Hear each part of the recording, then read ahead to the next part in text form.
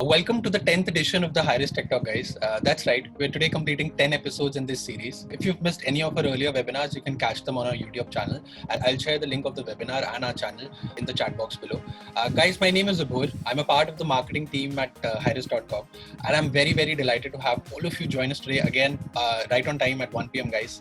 Guys, we today have the pleasure of conducting the 10th edition of the series in collaboration with Codedam. So, guys, Mehul Mohan, who's the founder of Codedam, will be leading this session today. Guys, Mehul is a full stack developer. He's a WWDC 19 scholar. He's an author of 2 books, and he runs a very successful startup helping people learn how to code with next generation coding practice platform, which is Codedam. Guys, Mehul likes exploring and exploiting security vulnerabilities in systems and is listed in the Hall of Fame of companies like Google, Microsoft, Sony, and he also runs a very, very successful YouTube channel which has been viewed more than 18 million times. And I think without any further ado, we should get right into the topic of discussion at hand. So Mehul, over to you. Please take this forward. Thank you so much, Vibho, for the introduction. Hi, everyone. I'm super grateful and super delighted to have been invited for the stage. And I would want to deliver as much value as I can in this 45-minute talk. So I'll start by sharing my screen and taking you through a very simple journey of becoming a full stack developer in 2021. So let's start with what exactly is a full stack developer, right? There are a lot of definitions. If you go to Google, you're going to see a lot of content. You should learn this, you should learn that. But what does it exactly take to become a full stack developer? So before we get into the presentation, I would just like to quickly go through why I am eligible for this and why you should probably listen to me. So I have been a full stack developer myself, I consider that. And I have been coding for almost 7-8 years now. I started back in 2013 when I was in class 8th, 7th. Around that time, I started with blogs and got into web development that way when I wanted to customize my own blogs. And since then, I've been trying to learn on my own. So exploring stuff is one of my powers, which I like to do a lot. I have been freelancing for a very long time in that duration itself. So I was an active freelancer on Fiverr. I'm not really freelancing these days, but I used to do a lot of external projects, which really helps to build the perspective of industry work, right? How people need and how people require you to work on real world projects. I'm also a WWDC 19 scholar for Apple. So Apple selects a bunch of students from some countries and they sponsor your travel, everything for the conferences which they held in San Jose every year. I also run a YouTube channel, just like Vibho said, and I also run Codedam.com as a startup at the moment.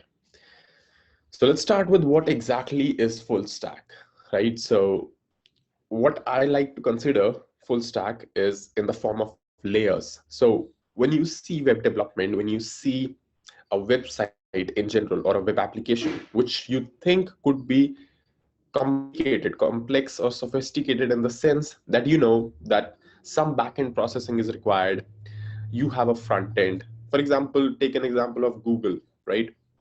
So in very simple terms, if you try to break down Google search engine itself, you have at least 3 layers in there, right? The first layer is the front end, where you see what is actually on the website. You see that the logo is centered. You see when you start typing on the Google homepage, you start getting results immediately. So that is made possible with JavaScript. JavaScript is trying to make calls to backend and so on and so forth. The next layer is backend, right? So the backend are the actual computers, are the actual powerful servers which Google is running in order to communicate those results to your computer, right? And the third one is the infrastructure. The infrastructure is basically the underlying computers and underlying resources which Google or any other company, as a matter of fact, uses to deliver that content to you. Now, this infrastructure is, again, all of these are critical parts of web development. But as full stack developers, we usually focus on these 2 layers itself, the front end and the back end. Infrastructure and CI/CD and stuff like this usually is considered part of DevOps, but as a full stack developer, I believe that if you're able to manage infrastructure to some extent, you truly become independent, in the sense that now you as a single person are able to deploy applications end to end completely and manage them, own them, the whole vertical tech stack. So we're going to touch a little bit on infrastructure, but won't really go that much deep. But the focus would remain on front end and back end. So I'm going to start in the reverse order. So I'm going to start with the layer one as the infrastructure. Why? Because that's how you start when setting up something. So you could develop an application right away. You could do that, but when you're taking things to production, the first thing you need to do is set up infrastructure, right? Now, a lot of platforms like Heroku and Vercel, for example, make it extremely easy to skip this part. But if you're on AWS or Google Cloud, or as a matter of fact, any other cloud provider, which is infrastructure as a service, not platform as a service, you need to know a little bit about this, spinning up your own EC2 instances or Elastic Beanstalk, doing this stuff on S3. So things like these, you should be aware about them. So mostly what infrastructure involves is managing your servers or databases or even serverless, right? If you're running, for example, AWS Lambdas. So this is a service which helps you, or which enables you to run a piece of code without actually managing about the underlying servers. So it's a very useful thing if you know how to use it, but you don't really have to learn them in order to become, or in order to be called as a full stack developer. Then deploying applications on cloud provider is also one of the things which I believe comes under infrastructure. Now, this could be platform as a service thing as well. Taking an example of Heroku. Heroku makes it extremely easy to deploy applications. I'm sure a lot of people might have used the CLI version of Heroku and pushing the updates through a Git repository. So that's another example. These are a few mix of cloud providers which are infrastructure as a service as well as platform as a service. So if you take an example of AWS, you're going to see that AWS pretty much is both infrastructure as a service for some things, like you have access to raw servers, EC2 and Elastic Beanstalk and stuff like this. But it is also platform as a service because you have access to services like simple queue service and so on. So just to summarize the slide in a one sentence and a two sentence, you as a full stack developer should be comfortable with at least one of these platforms, Heroku, DigitalOcean, something, because at the end of the day, you have to deploy your application somewhere, right? And in order to deploy it to production, in order to get that URL, you need to use some third-party service. Now, you cannot really set up your own data centers and everything. That is both inconvenient and not really practical in 2021. So we all use existing cloud hosting providers and all that stuff. But that means that you should be fairly comfortable with at least one of these services. Because if you are, then for the most part, you can now focus your learnings and you can now focus all your time on actually the application layer, on actually learning stuff. So what I usually recommend people is, and in no specific order, I mean, this could come later as well, but try to go ahead and learn about the singular service as well. So it might be DigitalOcean, it might be Azure, it might be Heroku. So it's up to you. Which one do you consider as something which you would like to learn, right? The next layer is, after infrastructure, what comes is backend, right? So your infrastructure is actually hosting your backend in a lot of cases. So your backend consists of the business logic. So by business logic, what I mean is that a lot of things are sensitive in the sense that you do not want them to expose to the front end, that is the end user. You don't really want to expose your API keys. You don't really want to expose your secrets. You don't really want to expose how a particular algorithm is working, for example, in your organization. So all of that stuff goes in your backend servers, right? For example, like authentication of users is one thing. Processing sensitive data, if you are accepting payments on your website, if you're doing any sort of work where you don't really want a user to see how it is happening, you do it on the back end, right? So sending assets, pages to front end is also the job of back end. So whenever you visit google.com, for example, either a CDN is just a special server which just sends you static files, right? So by static files, I just mean files which are not computed on every run. So a CDN does that job, or a backend server can do it as well. So the job of a backend is pretty much communicate with the end user computer, right?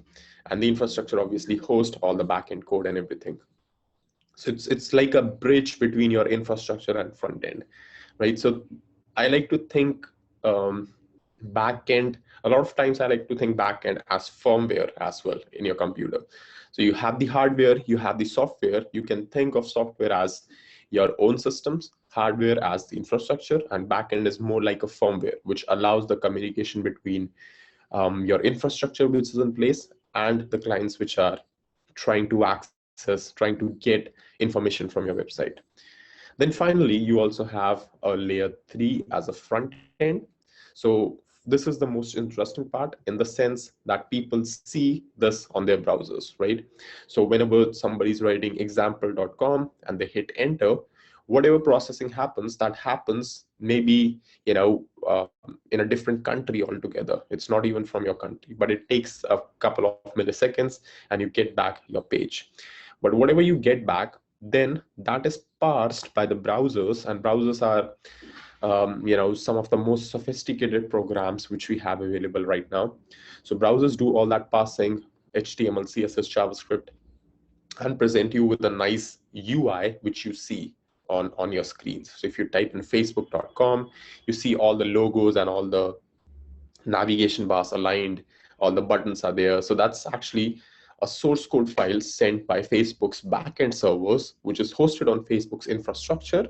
And then you as an end user see that because your browser is able to understand what the website is saying, right? Again, it consists of UI, UX, interactivity, and all that stuff. This HTML, CSS, JavaScript is the core integral part of front end. And if you want to become a front end developer, at least these three things are the bare minimum you need to know, and in fact, even master if you want to become a good developer along the way. And frameworks and UI libraries are also there to help you boost your productivity, assist you to make much faster changes and iterate in a much faster way. So the question now becomes that how you can start. I mean, these all three layers are all fine and cool, but how should you actually start to learn or get into full stack development? My take is actually starting reverse. Obviously that makes sense. You should not really just go ahead and jump to AWS and start figuring it out. You should start with front end, that is layer 3, then move on to back end, and then take a look at infrastructure, how you can host it. Then there are a few concepts of fixed versus replaceable tech, which is what I like to call it. So think of fixed tech in the sense that you need to learn these technologies irrespective of what happens, right?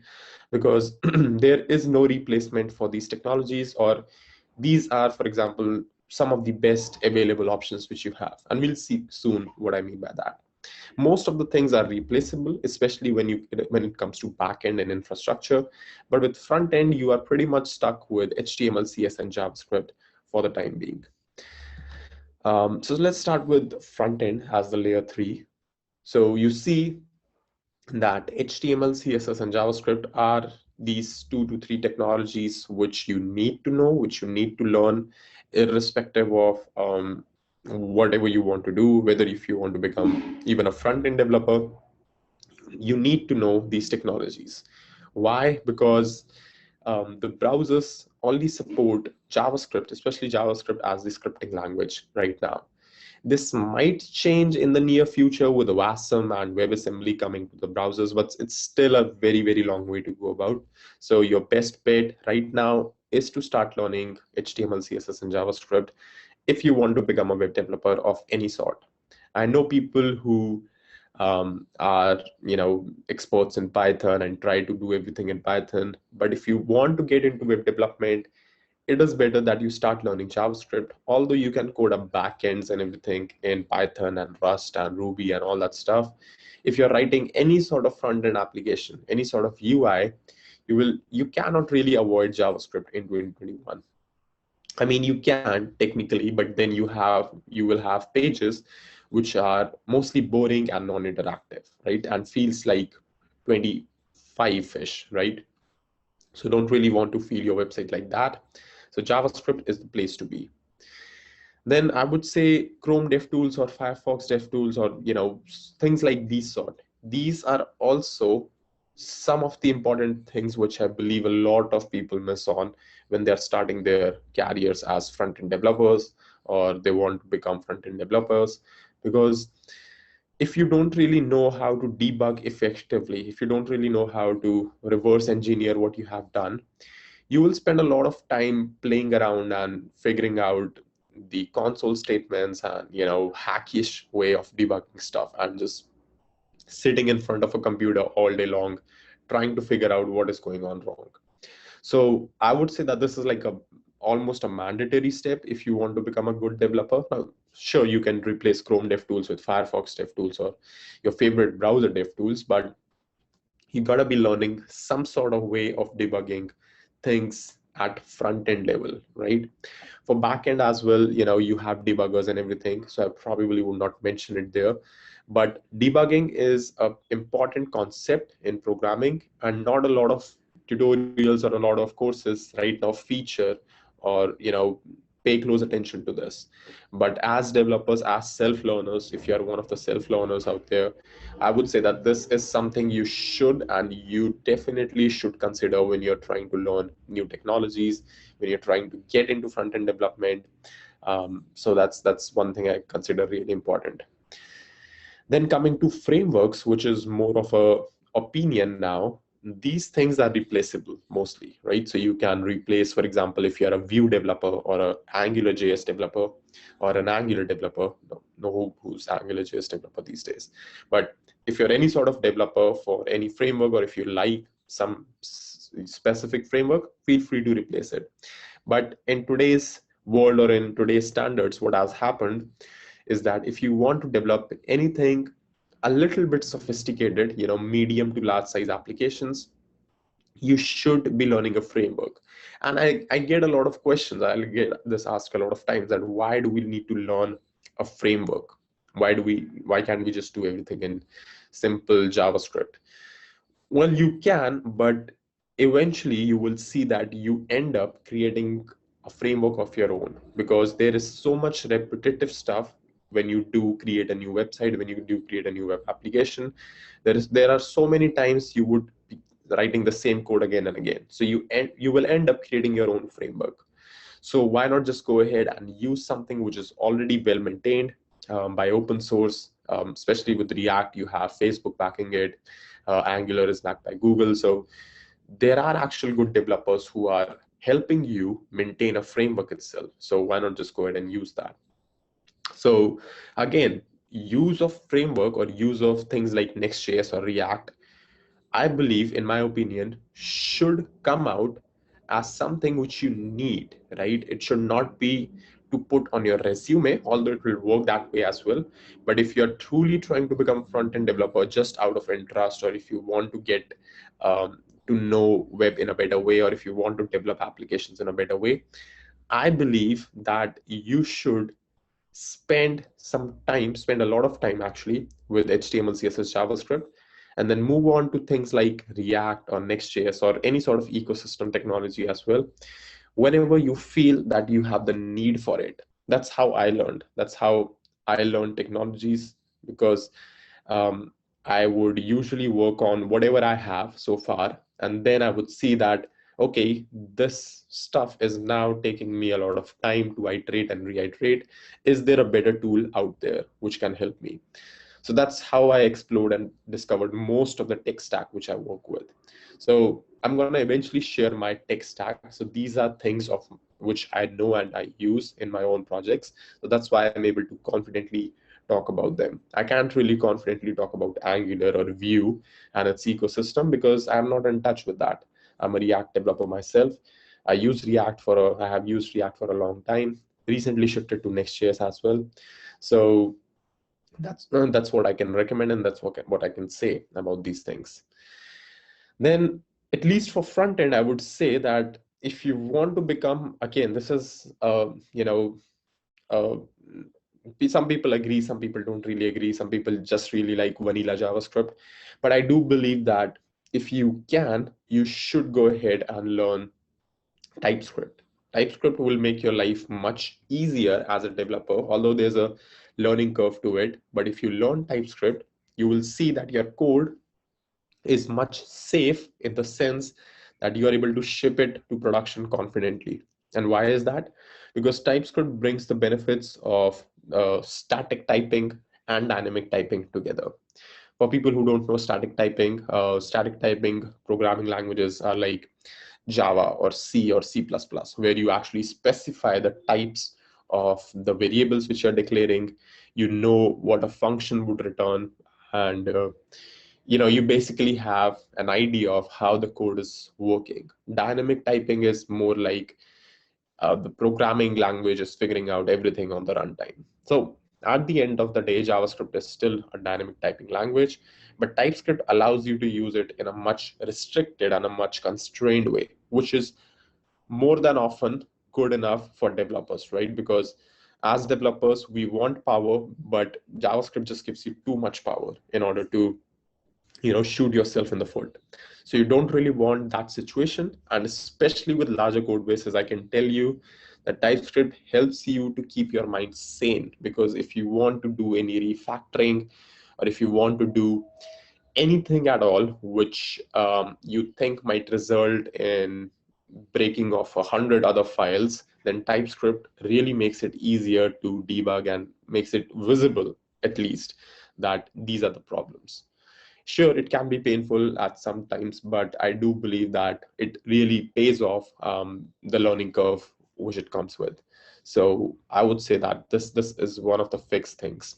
And definitely, if you continue to use JavaScript on backend, for example, in the form of Node.js or Next.js, you will realize how useful and how productive TypeScript becomes once you learn that. Then again, this is related to the tech stack, which I know. So it could be fixed, it could be replaceable, depending on how you want to proceed. But I do believe that you also need a sort of a UI system in place with your front end, right? So you don't really want to be someone who does not know CSS. That's absolutely fine. You should learn CSS and in depth and layouts and properties and all that stuff. But at the end of the day, when you're creating applications for production, or when you're doing an internship, or when you're doing a freelance project, you don't really want to, just start working from the absolute scratch and just, be someone who's not using existing systems in place. So there's a lot of work, there's a lot of effort put out by developer community in order to build these awesome UI systems, guidelines, libraries like Material UI and Tailwind CSS and Bootstrap as well. A lot of people, I believe, know Bootstrap much better than these two things. It falls in the same category, right? So try to use these existing systems, built on top of these existing systems. And what I have seen works best is that people stick to their favorite UI system. For example, for some of them it's Bootstrap, for others I have seen is Tailwind. For me, it's kind of like mix of both Material UI and Tailwind. So figure out a UI system which you like the most and which you are most familiar with, and you're able to create layouts and stuff with it. And you're going to see that you will become much more productive when you're creating front ends, right? You will be able to very quickly bootstrap and iterate over those layouts and over those files. To be honest, what I have seen over the last 4, 5, 6, 7, 8 years is that most of the tech works, right? Most of the technologies will work just fine. It's more about you as a developer. Do you have enough expertise or enough domain knowledge or enough knowledge about that particular tech stack which you're using? That is in the 99.99% cases the bottleneck, right? So you're going to hear people that, oh, Angular is bad, and oh, Angular is sophisticated, or maybe like, oh, I don't really like Vue, or I don't know, React sucks or something like that. In those cases, it's not really the fault of framework, because I can show you people who are using Angular in a highly professional and a very efficient and performant way, right? I can show you people who are using React. I can show you people who are using Vue. So if everyone is able to use everything in a highly performant way, then figure out whose mistake it is. It's probably you. It's probably you because you do not have the experience, or you do not have cleared that fundamental concepts or fundamental basics of the framework yet. So the technology works, everything works. It's just that what works for you. I cannot create an application in Angular which is somewhat sophisticated unless I learn more about the framework, right? So that doesn't mean that Angular is bad.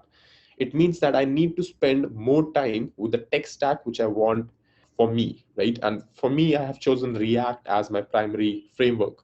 So for you, it could be Angular, for you, it could be Vue. Similarly, for layouts as well, for you, it could be Material UI, for you, it could be Bootstrap, but doesn't mean that you pretty much always have to stick with it. That's one thing. And secondly, that doesn't mean that you are not free to explore other things. So feel free to try to explore other things as well. That's how you usually learn new stuff. Then again, continuing with my own tech stack of React and Next.js, these are a few things which I believe could be really helpful. So Tailwind Material UI for UI building and everything, and use SWR, React Query. And if you're using GraphQL, then Apollo GraphQL as well, which I did not mention here, for data fetching, right? So data fetching, we all know, API endpoints, we all have created those simple applications where you just fetch some data from an API, display it, those movie trackers and Pokemon applications, stuff like this. So libraries like use SWR and React Query, what they do is that they make your life easier in the sense that all the asynchronous loading and processing and fetching is abstracted away from you. All the caching and invalidation and revalidation of stuff that somebody, for example, has opened your website for 7 hours now, and now the data has changed on the backend. So you want to process that and you want to get the fresh data back again. So how do you do that? You can do that manually by maintaining your own cache and everything. But like I said, you should be able to focus more on the business logic and the application itself than micromanaging these small things. So for them, try to figure out the best tool in the ecosystem, the best tool in the industry, and use that. And for React, at least I know React Query and used SWR are two of the best libraries out there in terms of data fetching. If you want to do any sort of API manipulation or calls or everything, if you do not know what you're doing, you most likely need to go with React Query, right? Or use SWR. So that's one strong suggestion again. Then moving on to backend, once you're done with the Chrome DevTools part and the UI building part and the data fetching part and all that stuff, there might be a couple of more things here and there in terms of building your own ecosystem of technologies. But once you've figured out that much stuff, I mean, this is pretty much what you can use in order to build a good enough front-end application, right? You might need a few libraries here and there, some npm packages. That's completely fine, but more or less, this is the tech stack which I can use to create a very solid front-end application, and so can you, right? So that's what I wanted to say. Then, of course, on the backend part, you need and you can use a bunch of different technologies, right? But starting off with a few things, I believe you should be comfortable enough with CLI.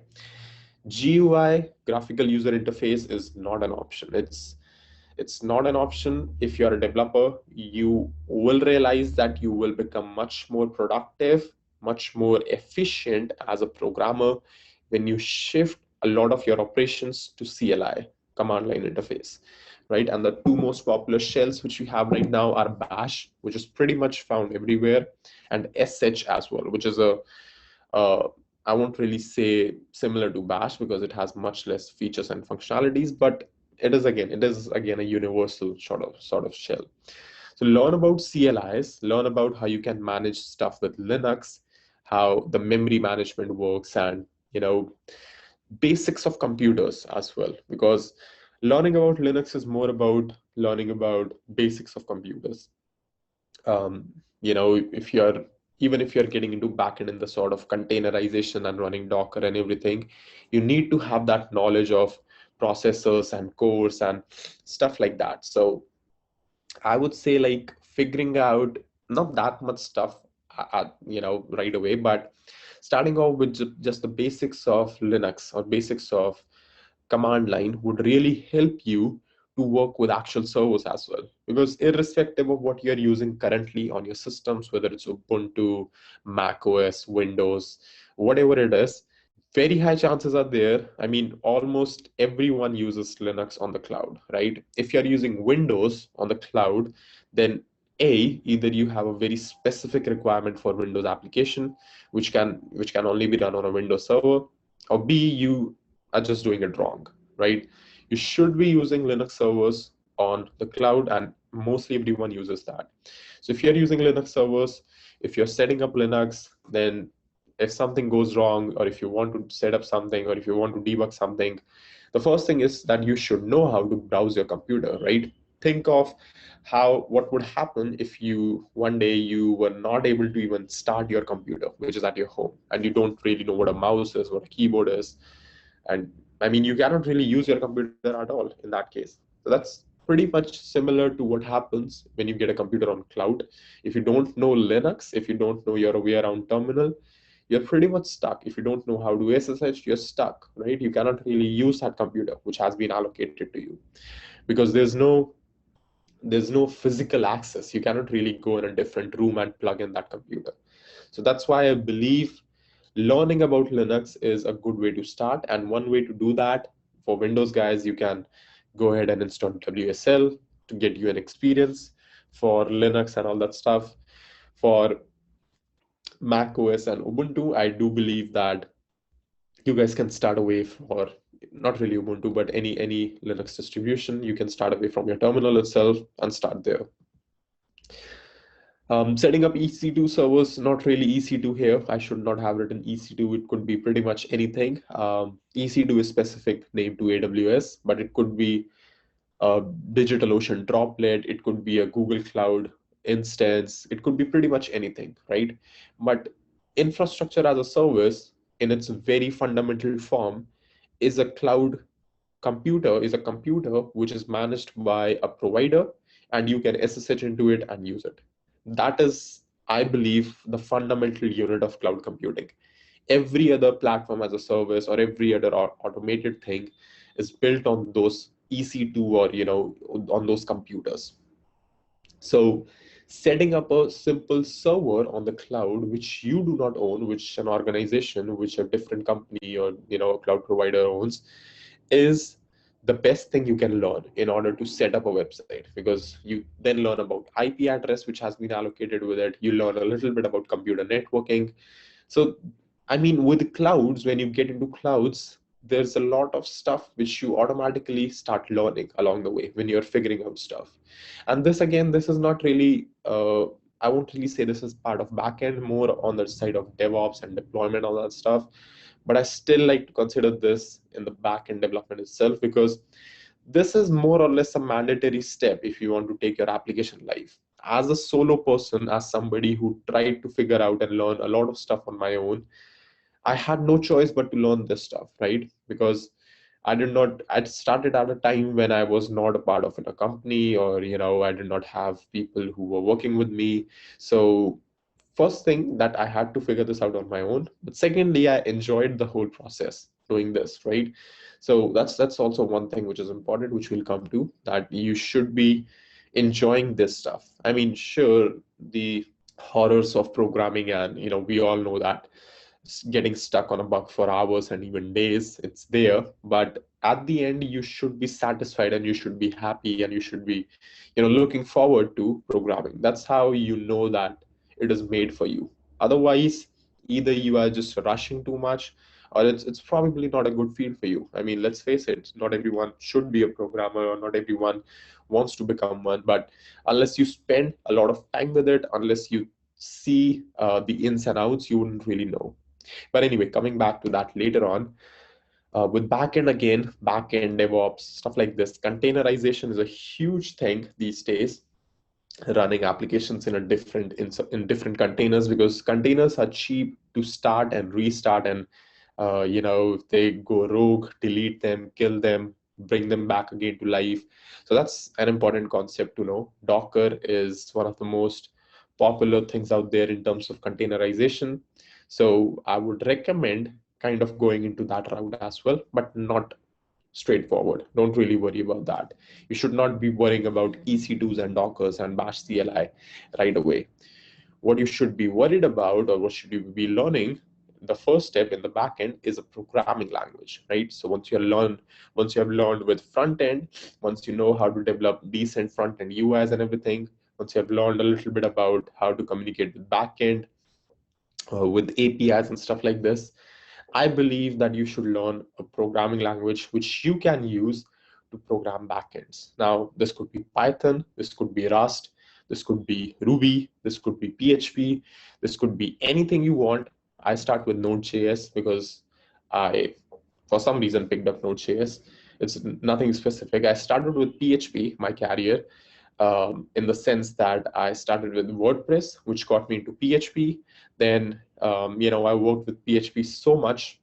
I worked a lot with PHP in the terms of connecting databases and all that stuff, but I just did not like it eventually. So I had to make a shift to Node.js. Then again, the same things with which happens with dynamically typed language. I did not like the false sense of security and the things which come with Node.js, but TypeScript then enabled me to have much confidence and greater confidence in the sense of writing backends.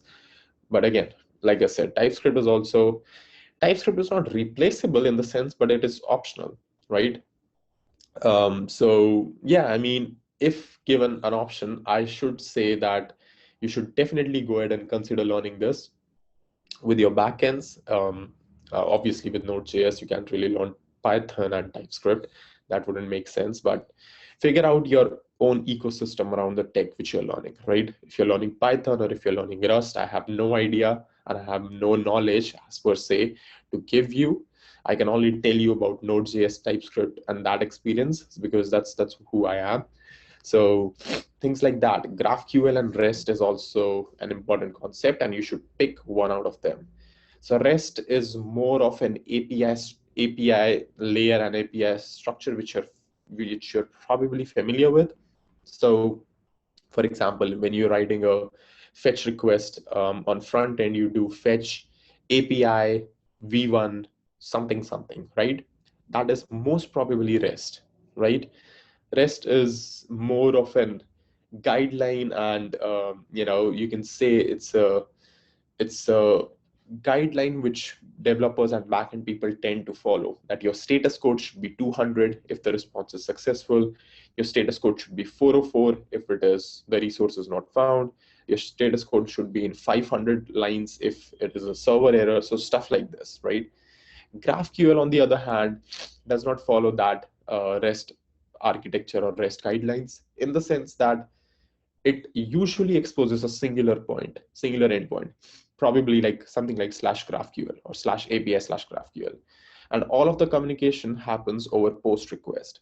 So that's something you can explore later down the line as well. But I started with REST, and I recommend starting with REST as well, because GraphQL, let's be honest, is a little bit tedious to set up and get right, especially when you're using TypeScript as well. Then things get very nasty with GraphQL.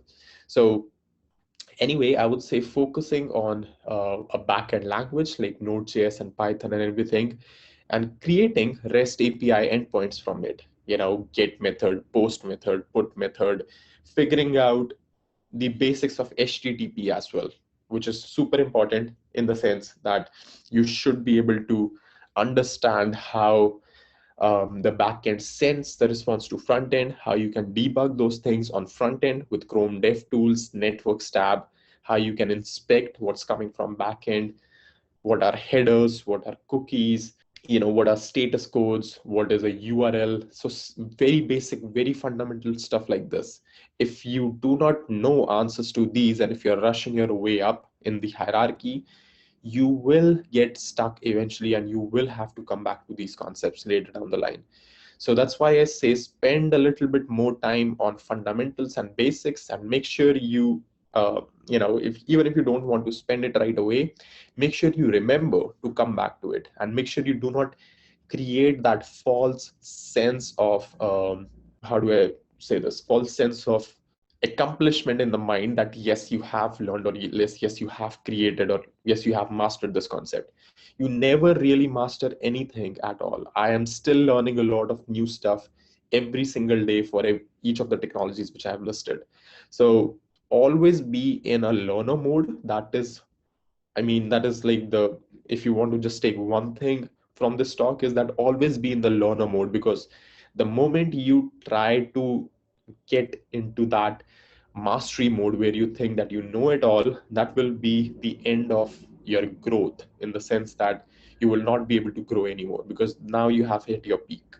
So always being in learner mode means that you're always open to learning new things, new concepts. So that's how you will keep on learning. Then again, I have one small recommendation in terms of data validation. Joey is one library which I use with Node.js. I'm not sure if it is available for other platforms. It might be, it might be not, I'm not very sure. But this is a very good library in terms of data validation. In terms of backend, when you're writing backends and coding up that, you are also responsible for securing those systems against attacks, right? So most of the attacks, I would say, I won't really put a number on this, but I do believe that most of the attacks happen because of user sanitization missing, right, in the code base. Now it could be either on front end or back end. It's usually less about misconfigured servers and more about just the backend developers not parsing or sanitizing the user inputs properly. So data sanitization and data validation is a huge thing if you're a backend developer, which again is surprisingly never talked a lot about when you're learning backend. So make sure you keep an eye on that. Make sure you are thinking as a hacker, as somebody who's reverse engineering your systems as well, because someday it might just come handy. So again, just coming back at the end to the infrastructure layer, servers and serverless differences, and when to use what is super important, super critical. Sometimes it can save you a lot of trouble and a lot of time.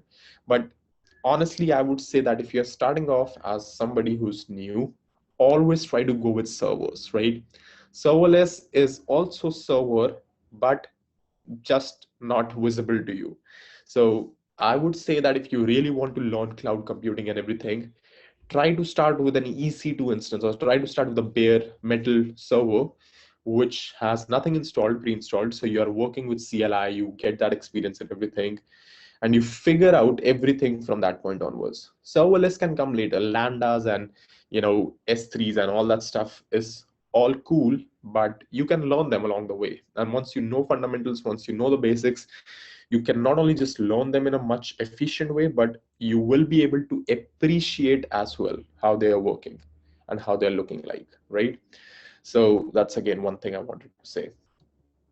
Again, these are some of the serverless things where you don't really have to manage the underlying servers. And pretty much most of the cloud providers support a lot of serverless things. I think DigitalOcean does not do that in terms of Lambdas and SQS and stuff like that, but AWS is there, Google Cloud is there, Azure is also there. So you can take a look at that. Again, things like SaaS, software as a service, platform as a service, infrastructure as a service are also important concepts. So you would usually see that interesting observation, not really that much interesting, but you'll see that when you're managing a lower level of abstraction, that is, the lowest level is infrastructure as a service, where AWS gives you raw servers to manage, right? So that's mostly the cheapest option available. Then as we move up to platform as a service, software as a service, the things get expensive because now they are managed, right?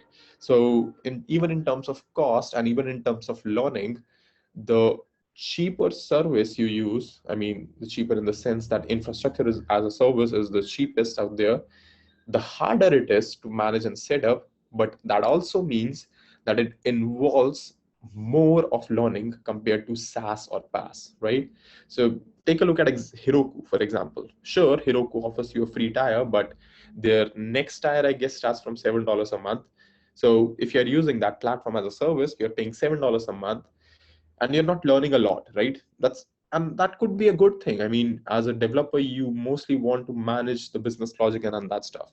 But if you want to get into cloud, if you want to learn about servers, you probably want to start with infrastructure as a service, right? Because that will help you, that will enable you to learn about infrastructures in general, how to manage servers, how to make sure your instance is not crashing, it does not run out of memory, stuff like that. So pay close attention to things which are hard, because hard things actually teach you much more and much better in a much better way compared to the easy stuff.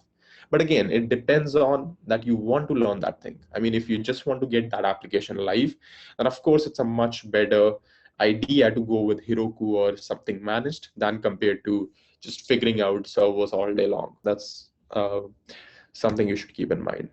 Then again, one thing I usually see among people is that they try to learn a lot of stuff together and they try to learn everything at once, which is a huge mistake in my opinion, because you cannot really do so many context switches when you're learning, especially when you're learning, because your brain has limited power, limited capacity every single day. So you probably want to focus it on a specific tech which you're learning, a specific thing which you're learning. Why? Because if you try to do a lot of context switches, not only you will confuse yourself, but a lot of times you'll give up in the sense that this is just too much. So don't try to learn everything at once. Try to give every single layer which we talked about a lot of time. And also, that being said, also don't really get stuck on a single layer. So if you're doing front end, it's okay. I mean, you can do front end a lot, but understand when it's time to move on to backends, right? You don't really want to be the greatest front end developer ever and then not know backend. Given that you want to become full stack, right? That's what the talk is about. So if you want to become full stack, don't really get stuck on a single layer forever, because you need to be at least become a jack of all trades quickly, and you eventually want to be a master of one. But a full stack person is basically jack of all trades, right? You don't really know cloud computing or back end or front end in absolute depths unless you are working for years with that. Then doing is greater than learning. That's 100% true. If you are learning from video tutorials, if you're just watching back, taking up a Udemy course, YouTube playlist, whatever it is, and not doing, then, and if you can do something about it, then of course you should be doing it. For example, just watching a playlist of DigitalOcean or AWS setup is not the way to go about that. You should be doing it. You should be creating your own droplets. You should be configuring the network access. You should be considering the security groups, stuff like this. You should be doing it on your own. That's much better than learning.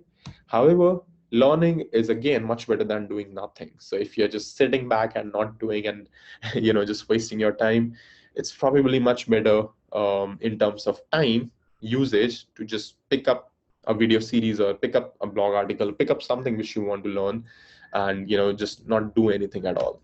And finally, opportunities as a developer, which I believe is a huge industry, as a huge thing. And I can share my experience and my opportunities at the moment. I have been a WWDC scholar just because I know web development. Trust me, I'm not an Apple developer. I don't really know the ecosystem around Apple and Swift UI. I was able to pick up that technology in the 10 days period and just figure out everything because I had prior experience. I had past experience with programming, which really helped me. So anyway, there are a bunch of opportunities. You can create simple web applications, websites of your own. I remember I created, it's not strictly web development, but I plugged in my Raspberry Pi with my old television and used Raspberry as a remote media server sort of thing, which was controlled by my mobile phone, which was linked to the home Wi-Fi network, and it enabled me to pretty much use Raspberry as a Chromecast, right? So you can send a movie, you can send a picture to the Raspberry, and it will be displayed on the TV. So things like these, you can come up with something interesting of your own, interesting projects, interesting concepts, and the best part is you can execute them as developers, as programmers. You don't really just have to just imagine how the world would look like. You can actually create stuff out of thin air, which is just beautiful as developers. Freelancing on Fiverr platform like these will actually help you make a side earning, a side gig as well, if you're doing it right. So yeah, I mean, I did it for the longest time in my development, learning, and career history. So that is definitely out there. The opportunity to earn as developers is real. You probably know that programmers are one of the most paid people on the planet right now. So that's also there. Then as you level up as developers, you can also pick up more sophisticated projects, more complete projects, which are, a couple of weeks, 3 weeks, 4 weeks long, and charge much more than that. Not just $5, $10, but $500,000, $1,500 as well. Internships at startups is also an opportunity, especially if you're working just as a developer. So that's also there. Jobs at medium-sized companies. Companies are always looking for full stack developers and people. If you're, for example, if you're in the cloud industry, you can help them reduce their cloud bills. If you're a full stack backend developer, if you know your way around those, you can help them there. So companies do look for people like us. Then ability to deploy full stack applications and complete pipelines is also, again, something which can be the next version of the first point, that is simple website of your own. But now you have the ability to manage the whole infrastructure and tech stack as well as a developer. And then finally, building your own companies, because I personally believe, this is my personal belief, that developers, if they are able to develop that business sense of mind, you guys should be uh, the people who are actually creating products and creating companies. I don't really see why more developers are not founders and CEOs and working on their own companies and products, because as developers, you will have the ability to execute your vision. You will have the ability to determine the product, the health, the state of the product, and not only just determine, but actually take it forward as well. So that's what I'm trying to do with codedamn.com, the Codedamn platform, which we talked about in the About section. It's a platform for people to learn coding interactively, hands-on, and that's what I have developed with everything I knew, everything I learned over the last few years. So I do believe that developers have the potential to do pretty much everything from business to actual deployment, all the coding and stuff. It's just that you need to get your mindset right. And one quick thing, if you're not having fun, you will give up. So make sure you take it slow, but make sure you're having fun along the way. So that's an important part, that you should be enjoying the journey, right? So because you will figure out that one day that when you have completed that project, when you have completed that thing and deployed it, it's not as much fun now to see that project. So you should be enjoying the journey, the part of the process, because that's what will keep you going. And I would also like to show a very relevant and relatable quote from Linus.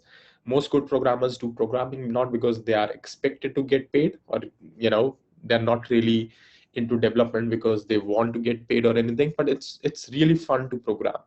So if you're someone who picked up programming just out of interest and just out of curiosity, just make sure you're having a lot of fun and you're enjoying your way around, because there are a lot of other ways to earn in the world and in life as well, but programming is one of the ways where, if you're able to have fun and if you're able to learn in an interactive way, in a better way, then it could be really rewarding with that. And yeah, that's pretty much it for a quick full stack presentation. Thank you so much. You can reach out to me.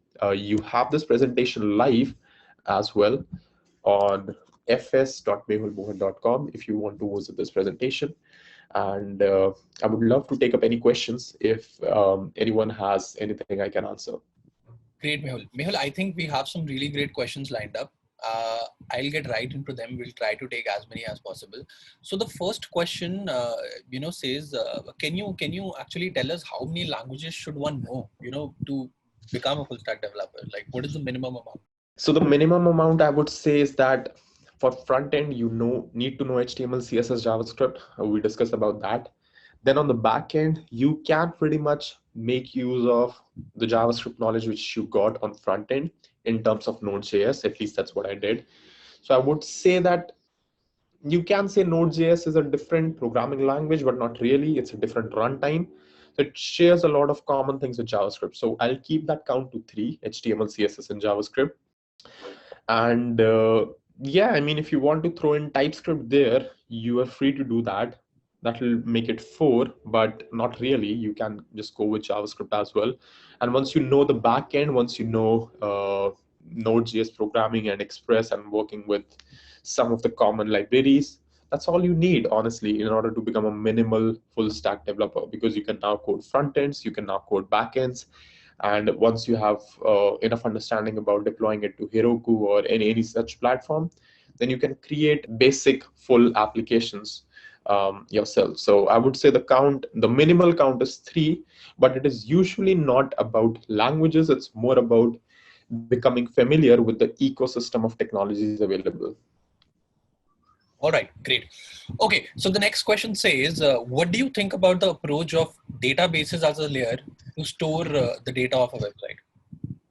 Yeah, absolutely. You would have to learn databases and some sort of NoSQL or SQL database in order to be a backend developer. I think we did not go into that depth in the backend developer presentation, but databases is an integral part for your application. And honestly, you need to know about a lot of database concepts. You think about that you should know a lot of things in databases when you're working, that there's all ACID properties and everything. But in reality, when you're working with real world applications, you just need to know about a bunch of things, indexes being the most important if you're working with high volume data. And that's it. That's all you need to know in terms of databases, that you have a table, row table, column mechanism for SQL databases and a document mechanism for NoSQL. And once you understand that concepts, once you realize those things, you should be good. Great. Okay, Mehul, so I have a couple of questions. I'll sort of club all of those questions together, right? I think they all revolve around the same thing. So Aman, asks that, I come from an automation QA background. I want to switch to web development. I have more than 6 years of experience. Then there's somebody who asked, I've been doing manual testing and automation testing for the last 3 or 4 years. Even I want to go into web development. And I think adding to that, there is another guy who asks that, I'm starting my web development journey. I really want to go, I need all the perfect resources. And how can Codedam sort of help me, take a good move and go in the right direction? So with Codedam, you will see a lot of content is out there in terms of interactive videos and hands-on practice.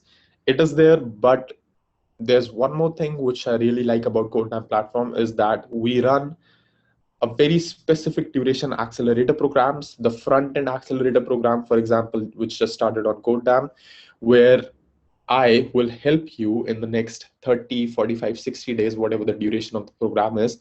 And then we go over through some of the important topics which we just discussed in depth.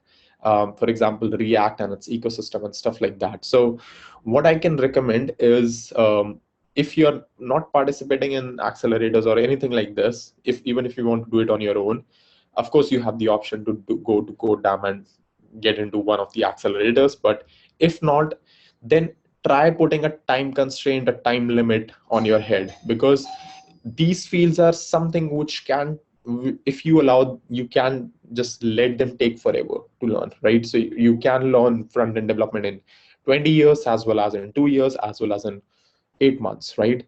So you want to make sure that you have a deadline at your head. You have specific goals which are hitting weekly, bi-weekly, monthly. So having that discipline, having that momentum created is pretty important. All right, wonderful. So Mehul, it's two. I think we're running a little behind, but I'll take one more question, right? And I'll again club two questions together. What, according to you, is a full stack data scientist, right? And can you say that full stack developers make better future product managers? Okay, so I wouldn't want to answer about full stack data scientist because I'm not a data scientist and I have no experience what goes in the full stack version of data scientist. So I might want to skip that. But about product managers, I would say that if you know the ins and outs of a technology and tech stack, you could definitely have a better vision, have a clearer vision in terms of product building and in terms of managing the tech stack and communicating ideas in general. Because the more knowledgeable you become, the clearer your mind becomes in terms of what is important, what is not important, and the clearer it becomes to communicate ideas across teams. So I believe that could indirectly help you become a better product manager. All right, wonderful. Okay, Gaurav, I think we'll take one last question, then we'll sort of bring an end to this session. Gaurav, is asking that I am planning to make a mobile application, and I also want to make a web application, right? Can you talk about what are the least number of items in layer 3 and layer 2 which I have to use? So for mobile application, there are a bunch of ways to go about. If you're going the all the native way, that's absolutely wonderful. If you're going hybrid way, React Native is there for, Flutter is there for, supporting both sort of devices. But for, like you said, in terms of infrastructure and backend, you pretty much need a common thing there, right? You don't really need to code backend differently for mobile. You don't really need to code infrastructure differently for mobile applications. You can use them, in a common way across your web application front ends as well as your mobile applications. So code them once, expose API endpoints, both for web applications and mobile applications. And for mobile applications, if you really want to do a lot less work, I mean, I have not really tried it myself, but there are options like React Native Web also available, which compiles your React Native applications to web. So you pretty much write just the code for mobile application once, and then it is available both on Android, iOS, as well as on the web. So there are options like this. Explore them, figure out which one seems most relevant to you, and then use that. All right, great. So Mehul, it's 2 now. I think we'll have to sort of bring an end to this session. Do you have any closing comments that you'd like to share with the audience here? So yeah, I would just say, like, as parting words, I would say try to keep your discipline and momentum going up, because that's the most of the deciding factor is in how much time or how much disciplined you are every single day or every single week. Because what I have seen in my experience is that 7 hours of work on a Sunday night is not equal to 1 hour of work every single day. 1 hour of work every single day is much more effective in terms of building that long-term knowledge and in terms of building that experience. So make sure you are consistent, make sure you try to put in effort daily, or at least try to do it daily. And I mean, you would be able to do it eventually if you have interest in programming and if you think it's fun. So keep building, keep trying, and all the best for everyone who's an aspiring developer. Great. All right. Thank you. Thank you so much, Mehul. I think with that, we have to bring an end to an hour of wonderful insights and experiences. Thank you so much, Mehul and Kodap, for collaborating. Thank you so much, Mehul. And also to all the attendees for, staying with us through this 1 hour. Guys, there's a small survey towards the end of the webinar. If you take that survey, it'll help us make necessary improvements towards the end of the webinar. All right. Thank you so much, guys. Thank you so much. Have a great weekend. Thank you so much, Mehul.